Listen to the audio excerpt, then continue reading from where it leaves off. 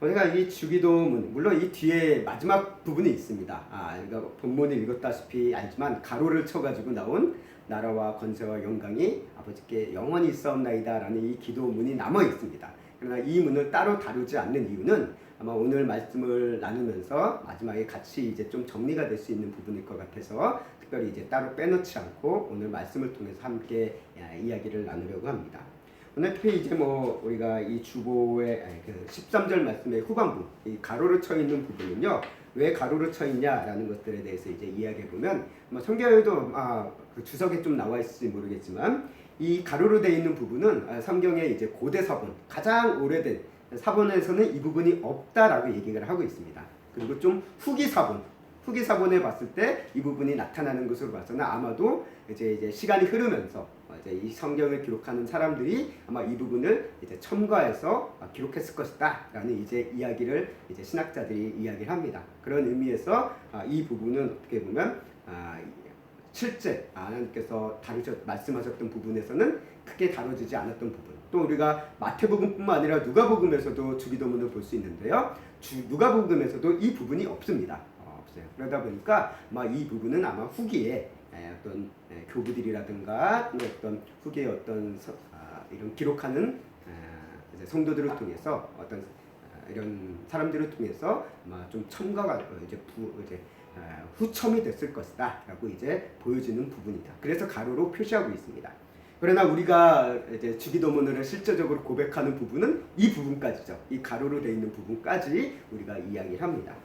그래서 이 부분이 그렇기 때문에 의미가 없다라는 것이 아니라 나름대로 의미가 있습니다. 의미가 있고요. 그 부분은 이제 우리가 말씀을 이야기하면서 함께 나눠보려고 합니다.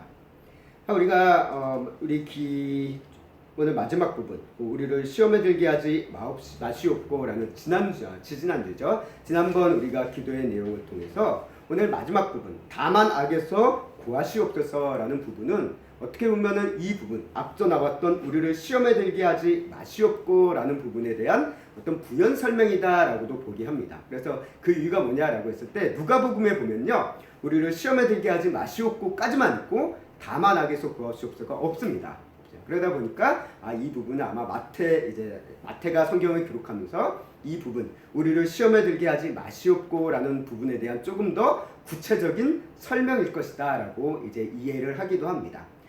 이것이 그런 의미가 가지고 있고 또 다른 신학적인 의미로서 별도의 의미가 있을 수도 있다라고 우리가 여러 측면에서 생각해 볼 수 있을 것 같은데요. 오늘은 어쨌든 우리가 주기도문, 우리에게 익숙한 주기도문의 어떤 가장 큰 틀에서 오늘 마지막 부분, 이 다만 악에서 구하시옵소서라는 부분을 우리가 함께 나누려고 합니다. 우리가 지금까지 주기도문을 쭉 살펴봤습니다. 주기도문을 쭉 살펴보면서 알게 된 하나의 흐름, 그 안에 핵심 사상이 있는데 그거는 뭐냐라고 봤을 때 하나님 나라에 대한 이야기라는 것입니다. 그래서 하늘에 계신 우리 아버지여부터 시작해서 그 안에서 하나님의 나라에 대해, 하나님의 나라에 임하는 것에 대해서 이야기하고 그 중간에 이제 뭐가 나옵니까? 세상을 살아가는 우리 현실의 세상에 이야기하고 있고 그 다음에 나오는 것이 이 현실 세상에서 역사하고 있는 사단의 권세에 대해서 이야기하고 있다는 것입니다. 이런 흐름 속에서 이야기하고 결국 마지막 송영 부분에 나와서는 뭐가 되어집니까? 하나님 나라에 대한 완성에 대한 그 찬양으로서 이야기가 이 주기도문이 마무리되고 있다라고 이렇게 큰 흐름으로 우리가 바라볼 수 있다는 것입니다. 그렇기 때문에 이 주기도문은 하나님의 나라에 대해, 하나님의 뜻에 대해서 이제 우리에게 이야기하고 있고요. 저희 성도가 이 세상을 살아갈 때 하나님 나라와 하나님의 뜻을 이루기 위해, 그 안에서 살아가기 위해서 필요한 기도가 바로 이 주기도문이다라고 우리가 이해할 수 있다는 것입니다. 그렇다면 우리 성도들이 이 세상에서 하나님 나라와 하나님의 뜻을 이루어지기 위해 기도해야 되는 이유가 무엇일까? 라고 했을 때 그 가장 큰 이유가 바로 우리가 사는 이 현실, 우리는 말하는 세상이라고 얘기하고 있습니다. 우리 이제 교회에서는 세상이라는 표현으로 참 많이 쓰는데 이 세상에 권세를 잡은 존재가 있다라고 성경은 이야기하고 있다는 것입니다. 그렇다고 이 세상의 권세를 잡은 이 존재가 하나님과 동등하냐? 그렇지는 않습니다. 하나님과 결코 동등하지는 않고요. 오히려 또 하나님보다 우위에 좀 더 높은 존재다라고 성경은 결코 이야기하고 있지 않습니다. 이 세상의 공중의 권세를 잡고 있는 존재는 비록 권세를 잡고 있지만 하나님 아래 놓여져 있는 그런 존재에 불과하다, 피조물에 불과하다라는 한계성을 분명 성경은 늘 이야기하고 있다는 것입니다. 그렇지만 하나님께서는 이 하나님의 때, 이제 마지막 때죠. 이 예수님의 다시 오심이라는 제후, 그리고 최후의 심판과 그를 통해서 하나님의 나라가 오게 되어지는, 완성되어지는 시기까지 이 세상의 권세를 잡은 이 존재를 놔두고 계신다라는 것입니다. 아직은 그냥 놔두고 계신다라는 거예요. 그래서 이런 존재를 남겨두신 이유가 뭘까라고 우리는 질문해 볼 수 있잖아요. 왜 그 예수님 십자가에 달리셨을 때 바로 하나님 나라를 팍 이루시고 사단을 확 멸하시고 하는 일을 행하셨으면 좋겠는데 왜 그 지금까지도 이 권세를 잡은 존재를 놔두고 있느냐라는 그 이유를 우리는 물어볼 수가 있다는 거예요. 궁금해할 수 있다는 것이죠. 그 이유에 대해서는 성경에서는 이렇게 얘기합니다. 하나님께서 준비하신 마지막 때, 하나님의 때까지 무엇을 위해서 남겨두셨냐면 알곡과 가라지로, 예수님께서 비유하신 거죠. 천국에 대한 비유를 하실 때 알곡과 가라지를 비유를 하신데요. 그 예수님을 믿는 자와 믿지 않는 자에 대한 구별의 수단으로서, 그 방편으로서 사용하시기 위해서 이 존재를 놔두고 있다는 것입니다. 이것이 어디에서 우리가 또 볼 수 있냐 하면요, 구약에 보면요, 이스라엘 백성들이 가나안 땅을 정복합니다. 출애굽한 백성들이 이제 광야 40년 시간을 마치고 이제 가나안 정복 전쟁을 시작하죠. 그래서 여호수아와 함께 가나안 땅 점령에 들어갑니다. 근데 그 점령을 그 여호수아 시대 때 그 땅의 전부를 점령하지 않습니다. 일부분만 점령을 해요. 아주 어떻게 보면 중요한 요충지들만 점령을 했다라고 우리가 볼 수 있습니다.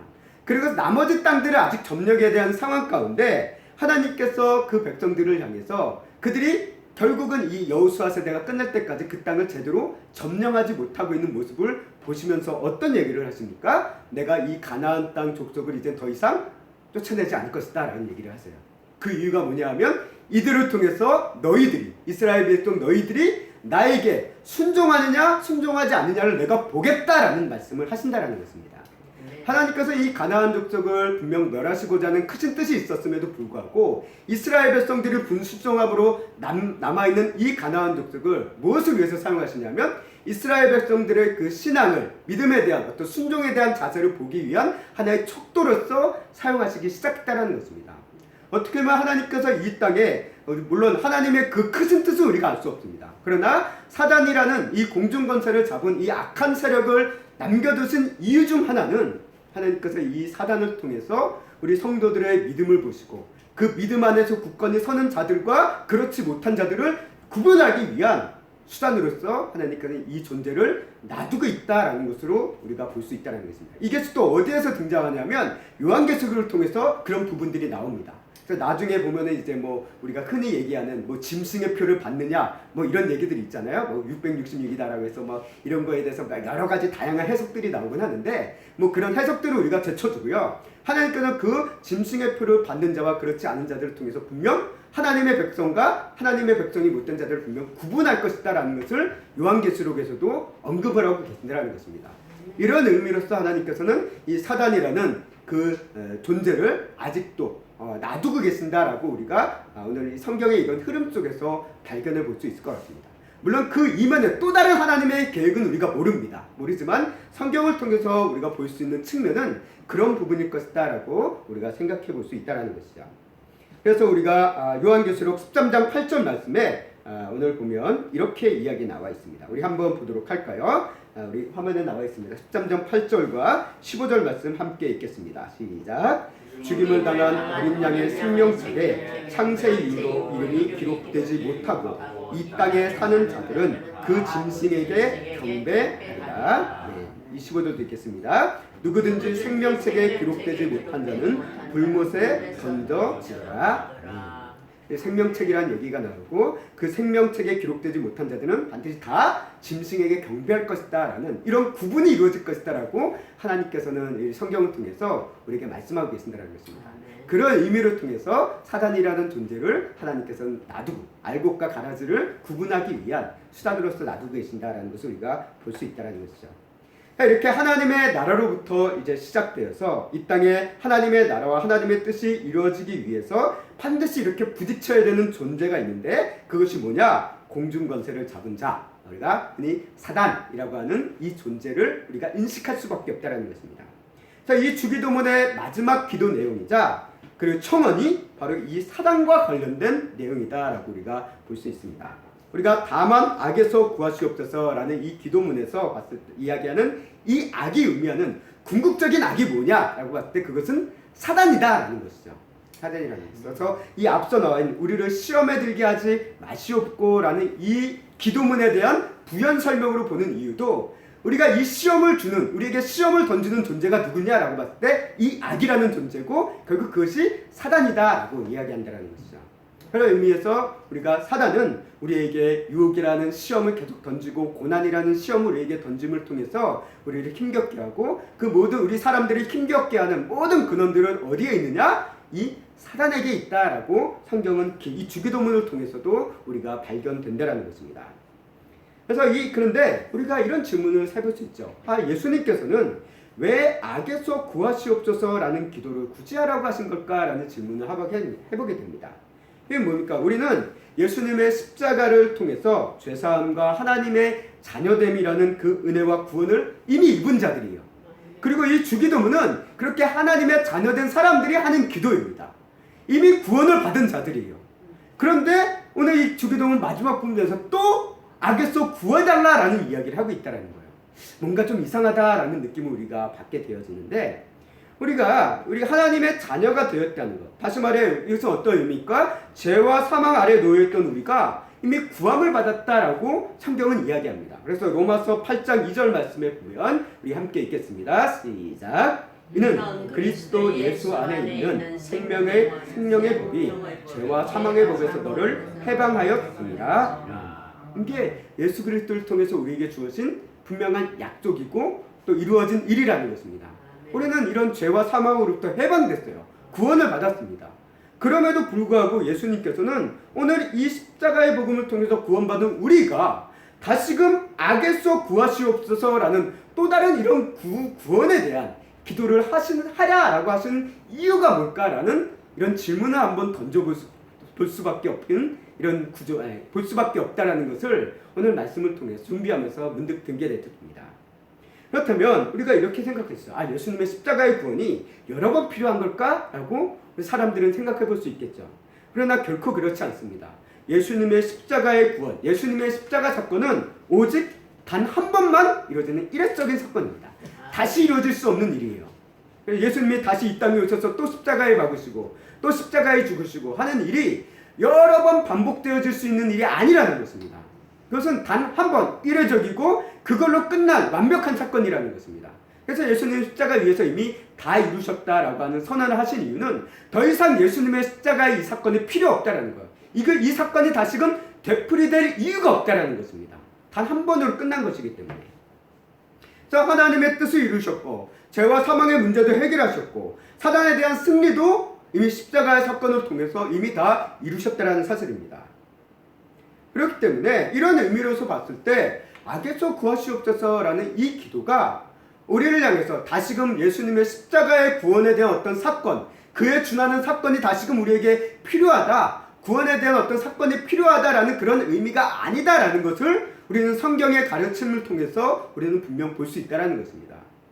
그렇기 때문에 예수님께서 얘기하시는 악에서 구하시옵소서라는 이 기도는요, 우리에게 예수님의 십자가의 사건이 또 다른 사건으로 다시금 반복되어질 필요성을 이야기하는 것이 아니라 공중 권세를 잡고 있는 사단이 활동하는 이 세상 속에서 살아가고 있는 우리들, 하나님의 자녀들을 향한 보호하심에 대한 기도다라고 우리는 볼 수 있다는 것입니다.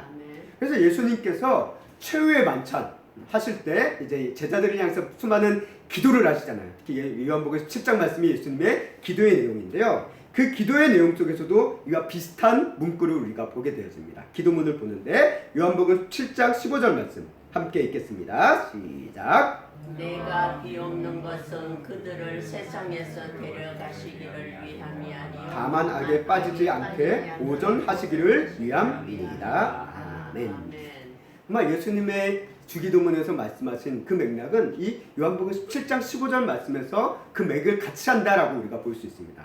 내가 그들을 위해서 기도하는 것을, 비옵는 것은 그들을 세상에서 데려가서, 그러니까 세상과 동떨어지고 그냥 세상에서 그냥 천국으로 바로 이끌어가서 이 세상 공중건전 잡은 자와 아무 관계없는 그런 곳에 놔두기 위함이 아니라 무엇을 위함입니까? 이 세상을 여전히 살아가야 되는 우리 제자들을 향해, 그 사람 성도들을 향해 그들이 악에 빠지지 않게 보존하기 위함이다 라고 얘기하고 있다는 거예요. 아멘. 악에 빠지지 않게 보존하기 위함이다. 결국 이 얘기를 통해서 요한복음 7장 15절 말씀과 주기도문 다만 악에서 구하시옵소서라는 이 두 가지의 이 기도문의 내용을 우리가 같이 함께 봤을 때 이 기도를 통해서 알 수 있는 사실은 무엇이냐? 우리 성도들, 이 현실을 살아가고 있는 성도의 상황이 어떠한 상황이다라는 것을 분명하게 일깨워주고 있다는 것입니다. 그래서 우리의 성도들은 어떤 상황 속에서 지금 현실을 살아가고 있느냐 하고 했을 때 첫 번째 우리 함께 보도록 하겠습니다. 함께 읽겠습니다. 시작. 성도의 현실의 삶은 이 세상 속에 있기에 공중건설을 잡은 사단의 영향권 아래 놓여 있다는 것입니다. 오늘 이 앞서 기도문에서 본 것처럼 우리가 우리를 시험에 들게 하지 마시옵고라는 이 기도처럼 시험의 유혹이라는 시험, 고난이라는 시험, 이 모든 시험의 근본 원인은 누구에게 있느냐? 사단에게 있다라고 우리가 이야기를 했습니다. 사단은 그래서 항상 사람들을 유혹하고 힘겹게 함으로 인해서 죄에 빠지도록 늘 우리를 이렇게 잡아 당기고 있다라고 우리가 볼 수 있다는 것입니다. 그 대표적인 인물을 우리가 봤을 때 하나님께 보시기에 하나님의 몸에 합한 자라고 이야기할 정도로 신실했던 다윗조차도 어땠습니까? 죄를 지었다는 것을 우리가 보게 됩니다. 그래서 사단의 유혹에 빠졌음을 우리는 보게 됩니다. 그 첫 번째 사단의 유혹에 빠진 가장 큰 사건이 뭡니까? 밧세바 사건이죠. 밧세바의 사건을 통해서 정말 밧세바라는 남의 아내를 억지로 취하고 자기의 죄를 덮기 위해서 충실한 신하, 그 밧세바의 남편인 우리아를 전쟁터로 보내가지고 우연을 가장해서 죽여버리는 그런 일을 저지른 다윗의 그 악한 모습을 우리가 보게 된다는 거죠. 또 다른 경우가 있죠. 하나님께서 기뻐하시지 않는 어떤 인구조사의 어떤 과정을 통해서 이스라엘 백성들에게 어떤 연병, 3일간의 전염병 재앙이 일어나고 백성들이 많이 죽어나갑니다. 그것이 무엇 때문에 일어난 겁니까? 다윗 안에 있었던 어떤 교만으로부터 시작됐다라고 성경은 기록하고 있다는 겁니다. 그런 모습들에 대해서 성경은 이야기하는 거예요. 사단이 그 10년 가운데, 우리 마음 가운데 이렇게 역사하고 있다는 거예요. 사단은 세상 속에서 우리의 마음에, 우리의 생각에 끊임없이 우리를 자극한다는 것입니다. 그것이 가능한 이유가 뭐냐? 그 이유는 앞서 얘기했다시피 사단이 이 세상 속에서 권세를 잡고 있기 때문에 그렇습니다. 이 세상 속에서 강하게 활발하게 움직이기 때문이라는 거예요. 그래서 사단은 끊임없이 성도들을 찌르고 마음을 자극함으로 인해서 죄를 향해 이 마음이 자꾸 죄로 돌이키도록 이끌고 갖고 유혹하고 있고 미끼를 던지고 있다는 것이 이 사단의 모습이다라는 것이고 현실이라는 것입니다. 이런 세상 속에 우리가 살아가고 있다는 것이에요. 그렇기 때문에 이 사단이 이런 성도들을 향해 이런 모습들을 보이고 있는데, 사단이 이 성도들을 향해 어떤 모습으로, 어떤 상황 속에서 우리를 우리와 우리 근처에 어떤 모습 속에 있을까라고 우리가 생각해 볼 수 있는데요. 그것은 바로 두 번째 모습입니다. 우리 함께 읽겠습니다. 시작. 성도의 현실에서의 영적 상황은 마치 사단의 권세에 포위된 것과도 같은 상황인 것입니다. 우리가 다니엘서를 보면요, 다니엘이 기도합니다. 20일간 기도하는데요. 이 다니엘서 봤을 때 20일간 기도하는 장면이 나옵니다. 그래서 우름교회에서 하는 다니엘 기도에도 21일이 되는 게 거기서 얘기가 나온 거죠. 21일간의 기도를 하게 됩니다. 그 21일간의 기도 속에서 천사 가브리엘이 하나님의 응답을 가지고 다니엘에게 와가지고 응답했던 시기가 딱 21일 차예요. 21일 차입니다. 그때 가브리엘이 다니엘에게 설명합니다. 어떤 얘기를 하냐면 다니엘서 10장 12절과 13절 말씀에서 이렇게 얘기합니다. 우리 12절 13절 함께 읽겠습니다. 시작. 그가 내게 이르되 다니엘아 두려워하지 말라. 내가 깨달으려 하여 내 하나님 앞에 스스로 겸비하게 하기로 결심하던 첫날부터 내 말이 응답받았으므로 내가 내 말로 말미암아 왔느니라. 그런데 바사 왕국의 군주가 21일 동안 나를 막았으므로 내가 거기 바사 왕국의 왕들과 함께 머물러 있더니 가장 높은 군주 중 하나인 미가엘이 와서 나를 도와주므로. 아멘. 이게 다니엘의 기도입니다. 성경을 보면 우리 기도가 왜 늦으냐, 왜 응답이 이렇게 늦냐라고 얘기할 때 그 이유에 대해서 성경을 통해서 우리가 볼 수 있는 사실은 뭐냐면, 하나님께서 우리가 기도할 때 그 기도에서 아주 늦지막히 들으신 게 아니에요. 다니엘의 기도를 보니까 어떻습니까? 다니엘이 기도한 첫날 하나님께서 기도를 들으셨다라고 얘기하십니다. 아멘. 우리의 기도는 하나님께 어떻게 보면 즉각 올라가고 있다라는 거예요. 문제는 뭐니까 그 기도를 받고 하나님께서 천사 가브리엘을 통해서 그 기도에 대한 응답을 주시게 가브리엘을 보냅니다. 문제는 뭐냐면 이 가브리엘을 막는 존재가 있었다라는 거예요.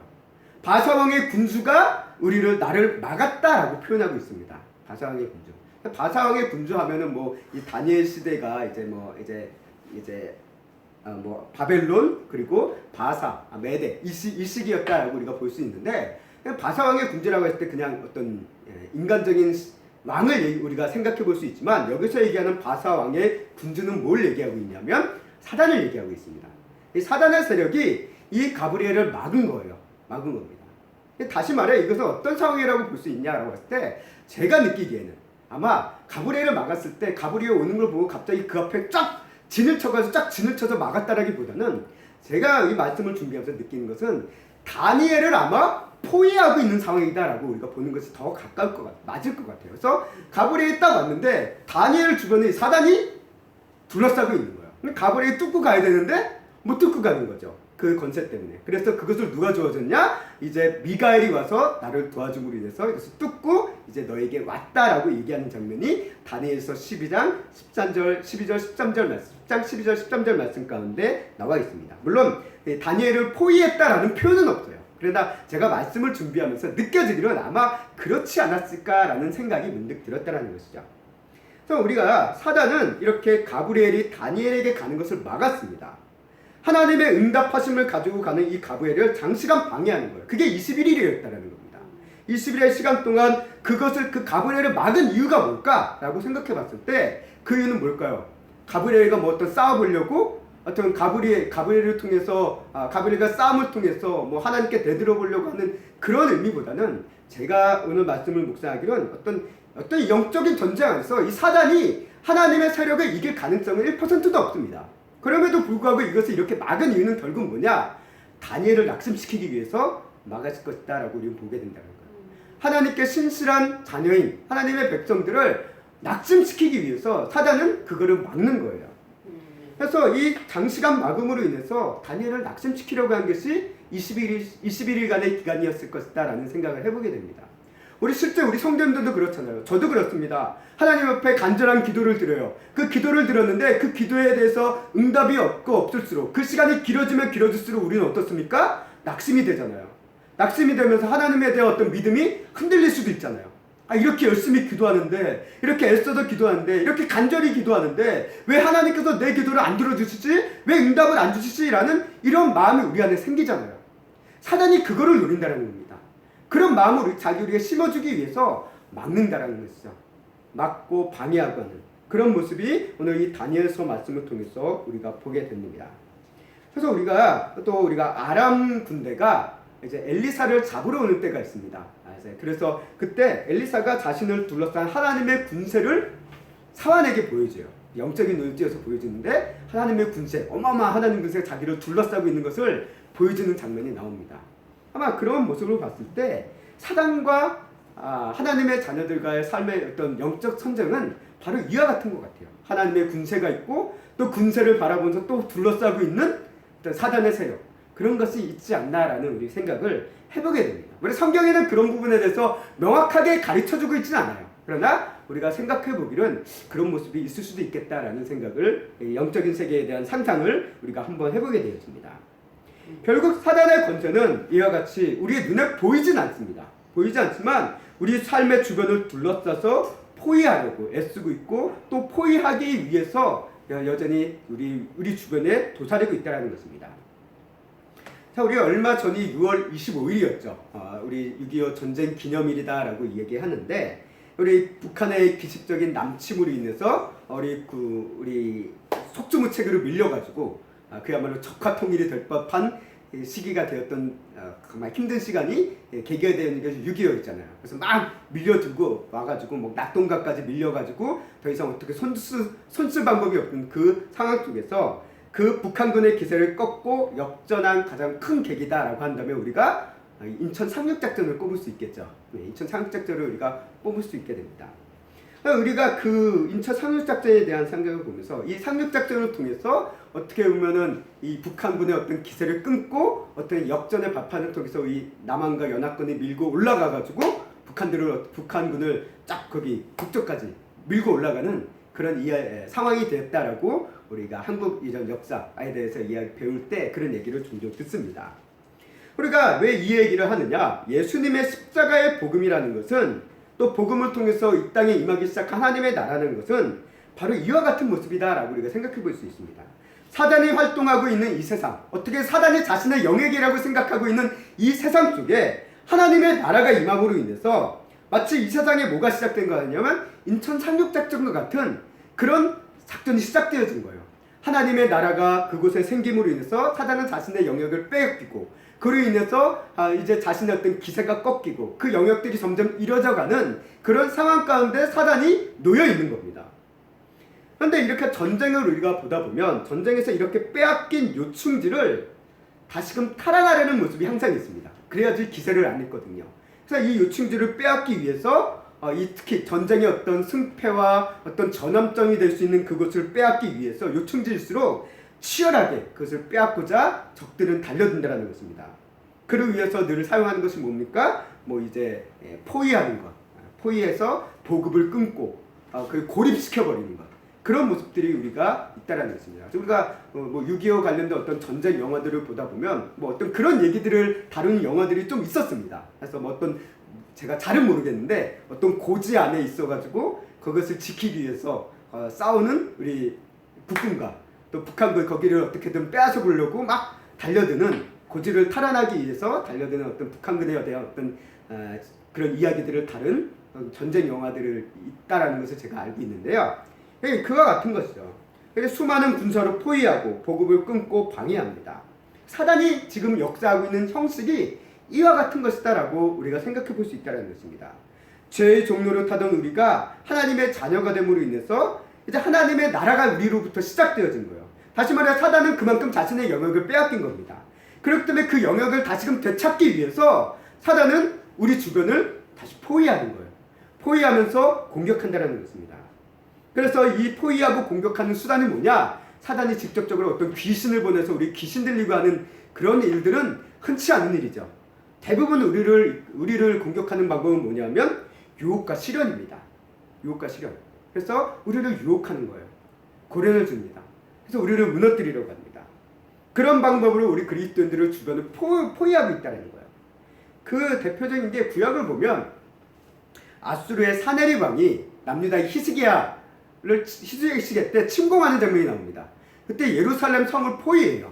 그래서 주변의 모든 남유다의 지경들은 사네립에 의해서 다 점령이 되어지고 초토화되고 점령이 되어지고 남은 게 예루살렘 성이었습니다.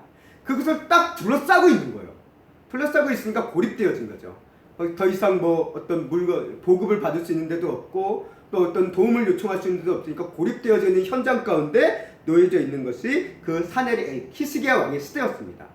그러니까 그를 통해서 그들을 굶주리고 메마르게 하고 또 안에서 내분을 일으키게 하는 것이 어떤 사네립 왕의 목적이었고, 어떻게 보면 전쟁사를 봤을 때 성을 포위하는 그런 모습, 작전의 모습이 항상 그런 것입니다.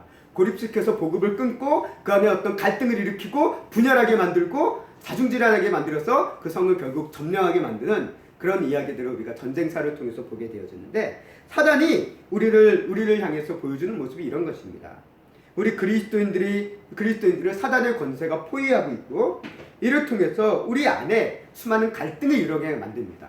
갈등을 일으키는 거예요. 어렵고 힘든 일들을 통해서. 사단의 권세가 이렇게 그리스도인들을 포위하고 있다는 이 사실을 통해서 우리가 알게 되는 다만 악에서 구하시옵소서라는 이 기도의 내용의 의미가 좀 더 명확해지게 됩니다. 악에서 구하시옵소서라는 이 기도를 다시금 우리가 뒤집어서 생각해 본다면요, 그리스도인은 악에 둘러싸여 있다라는 의미이기도 하다라는 거예요. 악에 둘러싸여 있다.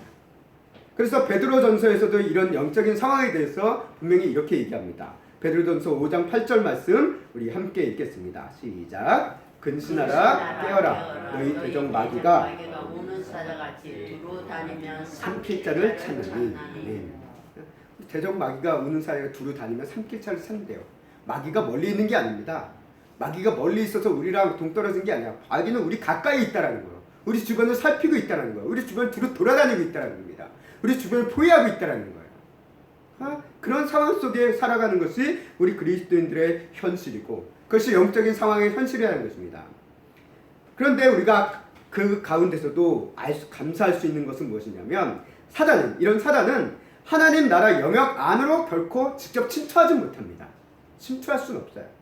그래서 사단은 우리를 하나님 나라 영역 밖으로 스스로 나오도록 늘 유혹한다는 거예요. 늘 하나님의 통치 밖으로 우리가 나오도록 이끌고 유혹하고 하는 것이 사단의 방법이라는 것입니다. 우리 스스로가 하나님의 통치의 질서를 무너뜨리도록 유혹하고 힘겹게 만드는 것이 사단의 방법이라는 것이죠. 그렇기 때문에 우리 그리스도의 삶과 신앙은요, 평화로운 안전지대가 아니라는 거예요. 우리가 예수님을 믿으면 우리의 삶은 이제 평화롭고 안전하다라고 우리가 착각하기 쉬운데요. 아니요, 우리 성경은 더 우리에게 얘기합니다. 예수님을 믿음으로 인해서 분명 우리에게 고난이 있을 것이다 라는 얘기를 분명히 얘기했어요. 그 고난이 있는 이유는 결국 그 고난의 가장 근본적인 원인은 사단이 역사하고 있기 때문에 우리는 고난이 있을 수밖에 없다라는 것을 성경은 우리에게 이야기하고 있습니다. 사단이 자신의 권세를 통해 우리 그리스도인들을 포위하고 노리고 있는 이 영적 전쟁의 현실을 우리에게 보여주고 있고 매일의 삶 가운데 우리에게 그런 유혹을 던져주고 우리에게 어려움을 주면서 우리의 믿음과 신앙을 무너뜨리려고 하는 것이 사단의 방법이고 수수라는 것입니다. 우리 안에 매일의 크고 작은 유혹이 있어요. 크고 작은 유혹. 하나님을 사랑하고 하나님과 함께 살아가야 되는 삶을 살아가던 우리가 하나님보다 더 사랑하는 모든 것들을 만들고 하나님과 함께하는 시간보다 세상을 바라보며 살아가는 시간을 더 귀하게 여기며 살아가는 우리의 모습 속으로 자꾸 있군다라는 것입니다. 그런 모습 속에서 우리가 살아갈 때 이런 모습 안에서 살아가다 보면 어느 순간 내 안에 이런 질서가 무너지고 하나님의 나라의 통치가 내 안에 사라지고 사단이 이끌려가는 생각에 나아가서 내 스스로 하나님 영역 밖으로 나아가 있는 나의 모습을 보는 거예요. 사단의 영역 안에 들어가 있는 모습을 보는 거예요. 사단이 그렇게 만든다는 것입니다. 이것을 우리가 인식하면서 살아가야 된다는 거예요. 우리 성도들의 그리스도인의 신앙의 삶은 이런 치열한 영적 전쟁 속에 있다는 것입니다. 사단이 아무런 영향도 주지 못하는 완벽한 안전지대, 무슨 방공호와 같이 딱 들어가가지고 사단이 들어오지도 못하는 그런 평안한 안전지대에 있는 것이 아니라 우리 사단이 우리 주변을 포위하고 있다는 거예요. 그래서 우리에게 기회가 있으면 끊임없이 우리를 공격한다는 것입니다. 우리의 틈이 있으면 달려든다는 것입니다. 우리의 믿음을 무너뜨리기 위해서 세상의 수많은 방법들을 다 동원합니다. 동원해요. 그런 삶 속에서, 상황 속에서 우리가 살아가고 있고 이게 우리 성도들의 현실이라는 것입니다.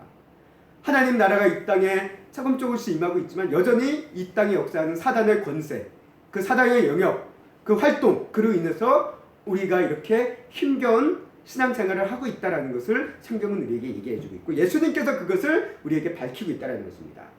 그렇기 때문에 우리는 이런 영적 전쟁의 힘겨운 현실을 눈앞에 두고 있는 그것을 우리가 살아가고 있는 우리 그리스도인들에게 무엇이 필요하느냐? 세 번째 함께 읽겠습니다. 시작. 그렇게 성도의 삶은 매일 하나님의 구원하심을 경험하는 삶이 되어야 합니다. 자, 사단이 우리를 둘러싸고 있고 영적 전쟁 속에서 우리가 놓여 있는데 문제는 뭡니까? 우리가 사단을 칠 힘이 없다라는 거예요. 우리가 사단을 이길 능력이 없다라는 것입니다. 우리가 사단이 눈에 보이라면 뺨때기라도 치겠죠. 근데 사단은 우리 눈에 보이지도 않습니다. 우리가 어떻게 할 수 있는 존재가 아니에요.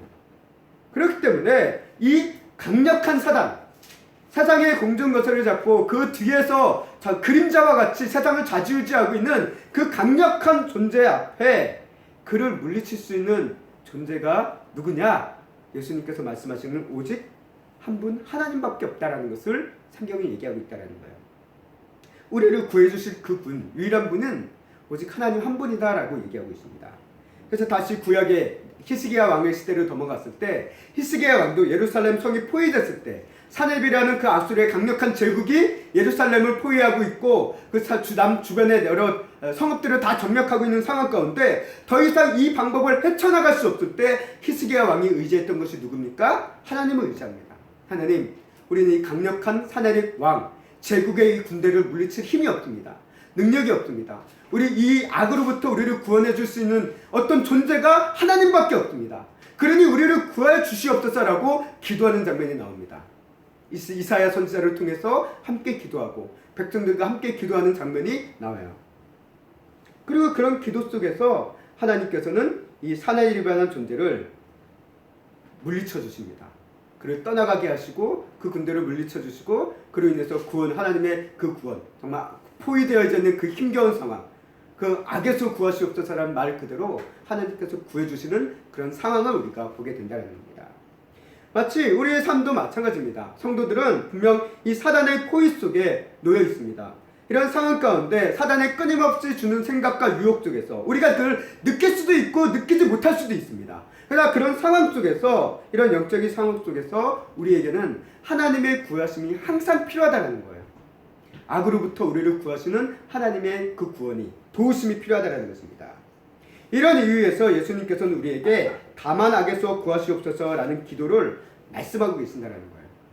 새로운 구원을 위해서가 아니라 우리가 삶의 힘겨운 상황 속에 놓여 있기 때문에, 사단의 이 강력한 권세가 우리를 포위하고 있고 마치 이제 주변을 포위하고 있는 그런 힘겨운 상황 속에 놓여 있기 때문에 이런 악으로부터 건짐받고 이런 악으로부터 정말 주눅들지 않고 살아가기 위해서는 하나님이 우리를 악으로부터 구원해 주시는 그 하나님의 힘이, 하나님의 보호하심이, 하나님의 역사하심이 필요하기 때문에 그렇고, 그런 이유 때문에 예수님께서는 우리에게 이 기도를 하라라고 얘기하고 계신 겁니다.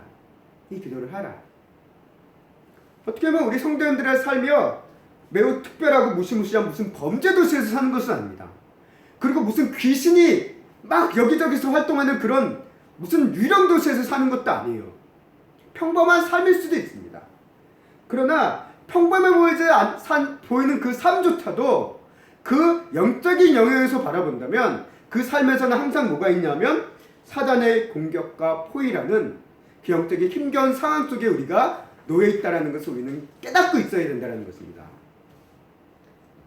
우리가 성경에 보면요, 성이 포위되었을 때 벌어지는 일들이 있습니다.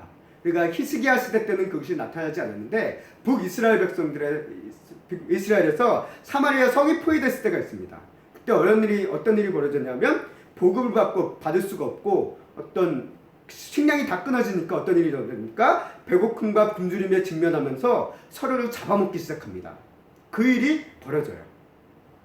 어떻게 보면 사단이 우리를 포위하는 이 포위는 우리에게 물리적인 어떤 압박을 준다기보다는 어떻게 보면 우리 성도들의 마음과 생각에 불안과 염려를 던져주고 그로 통해서 우리와 그리고 다른 사람을 서로 잡아먹게 만든다는 거예요. 불안과 염려 때문에 다른 사람을 공격합니다. 내 가까운 사람들에게 원망을 내품고 비난하면서 공격하는 그런 모습들이 생기고, 때로는 내 스스로가 나를 그렇게 공격하면서 나를 잡아먹게 만든다는 거예요. 그게 사단이 우리에게 주는 그런 시욕과 어떤 영적인 공격일 수 있다는 것입니다. 그런 모습 속에서 우리가 놓일 때 이렇게 힘겨운 상황 속에서 우리를 건져주실 분이 누구냐? 하나님밖에 없다는 거예요. 우리가 그런 힘겨운 상황 속에서 마음이 낙심될 때 내 마음을 강하게 해야지, 내 마음을 힘있게 해야지 다짐한다고 되던가요? 안 돼요. 안 됩니다. 어느 정도까지는 될 수 있지만 결국은 완전히 벗어날 수 없습니다. 그것을 벗어날 수 있게 하는 것은 뭡니까? 예수 그리스도 안에는 하나님의 평강이 우리의 마음속에 임할 때 그 불안과 염려가 다 비로소 사라지게 된다는 거예요. 우리가 그럴 때가 있잖아요. 가끔 정말 힘들 때 하나님께 기도하다 보니까 어느 순간 내 안에 평화로움이 임할 때가 있어요. 내 불안과 염려가 정말 문제가 해결되는 것은 당장이 없는데 그냥 내 마음이 평화로울 때가 있어요.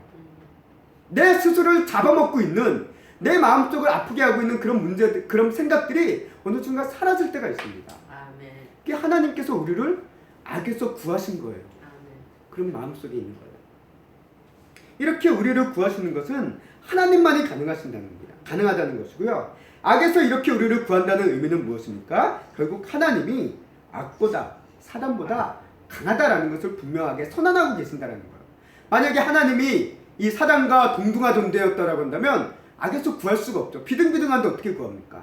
만약 악보다, 사단보다 약하다고 한다면 구할 수 없는 건 더 당해야죠. 약한 사람이 어떻게 강한 존재를 뚫고 나가겠습니까? 하나님께서 악에서 구하시옵소서라는 이 기도가 가능한 것은 하나님이 사단보다 강하시기 때문에 그렇습니다.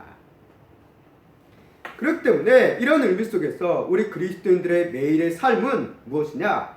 영적 전쟁 속에 있다라는 것을 우리는 늘 인식하고 있어야 된다는 거예요. 내가 고난이 있어서 힘겨움이 있어서 나에게 영적 전쟁이 있다 없다라는 것은 그게 아니라 우리의 매일의 삶은 힘겨운 일이 있건 없건 우리의 삶은 사단이 늘 주변에 조사를 이끌고 포위하고 있기 때문에 영적 전쟁의 현상이다, 현실이다라는 그 인식 속에서 우리가 살아가야 되고 이것을 인식하며 살아갈 때 우리는 기도할 수밖에 없는 것이 우리를 악에서 구하시옵소서라는 이 기도가 나올 수밖에 없다는 것입니다.